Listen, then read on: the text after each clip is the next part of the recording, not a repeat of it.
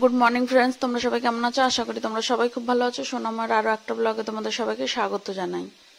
যে আজকে আর গুছিয়ে রান্না দেখাতে পারলাম না, মানে সব গুছিয়ে রান্না করবো ওরকম আর হলো না। মা রান্না করবে, আজকে কয়েকজন আসবে বললো, তাই যে এই মাছগুলো রান্না করবে সব মা করবে রান্না। মা এদিকে রান্না করছে, মাছগুলো ভাজছে, আর আমি সবজি বানিয়ে দিচ্ছি মাকে। সবজি বানিয়ে দিয়ে যাব চকোকে আনতে। এখন চকোকে আনতে যাব, এসে আবার অনেক কাজ আছে, ওরাও চলে আসবে। এখন কে কে আসবে আমি ঠিক জানি না, মা চেনে ওদেরকে।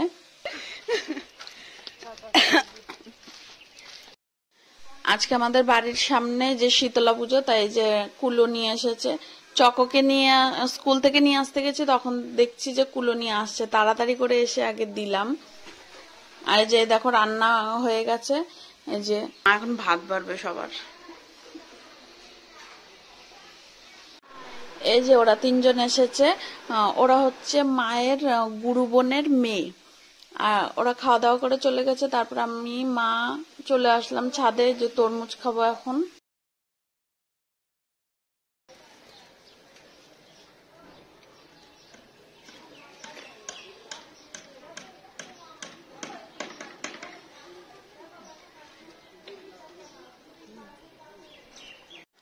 এই যে চা করেছি মার, এই যে মার লাল চা। আমি লাল চা খাই না, তাই যে আমার এই যে দুধ চা। আর এই গুঁড়ো বিস্কুট গুলো আমি নিয়েছি, নাহলে না পরে গুঁড়ো বিস্কুট আর খাওয়া হয় না। আর এই যে চকর দুধ।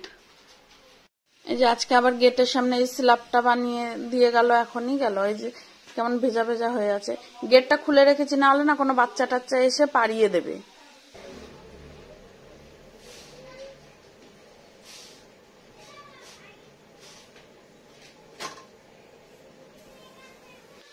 মার জন্য রুটি করেছি, আর আমরা রাতে ভাত খাবো, তাই যে ভাত করেছি।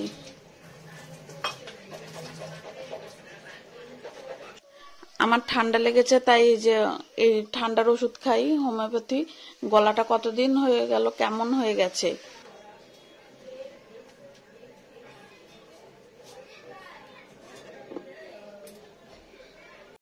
দুদিন পর পরই কিছু না কিছু লেগেই থাকে। এই শরীর খারাপটা কবে যে পিছন ছাড়বে কে জানে। ভালো লাগে না, এত শরীর খারাপ।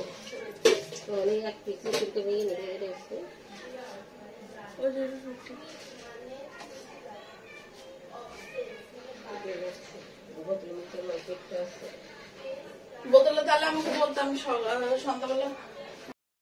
এই যে খাওয়া দাওয়া হয়ে গেছে, ওর পাপা এখন আবার লটারি বানাচ্ছে। অর্ধেক বানায়, আবার অর্ধেক খাওয়া দাওয়ার পরে। তো বন্ধুরা, চলো আজকের ভিডিওটা এখানেই শেষ করলাম। কেমন লাগলো জানিও। দেখা হচ্ছে কালকে নতুন একটা ভিডিওর সাথে। 1 ঘন্টা। এখন কটা বাজে দেখি?